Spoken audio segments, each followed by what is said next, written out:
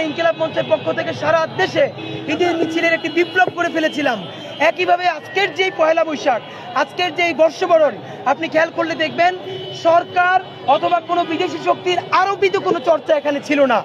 এখানে আপামর জনসাধারণ একদম স্বতঃস্ফূর্তভাবে অংশগ্রহণ করেছে এবং এত বেশি আনন্দ করেছে যেটা আপনি দেখলেই বুঝবেন এটা স্বতঃস্ফূর্ত অংশগ্রহণ। আপনাদেরকে আমরা জানাতে চাই, মঙ্গল শোভাযাত্রাকে অনেকে বলছে যে নাম পরিবর্তন করা হয়েছে। তার আগে আমরা বলতে চাই, আনন্দ শোভাযাত্রাকে পরিবর্তন করে কারা মঙ্গল শোভাযাত্রা করলো? ঠিক, তারা জিজ্ঞেস করে যে মঙ্গল শোভাযাত্রার নাম কেন পরিবর্তন করা হয়েছে। তাদের কাছে আমরা জানতে চাই, মঙ্গল শোভাযাত্রার নাম কার নাম পরিবর্তন করে আনা হয়েছিল?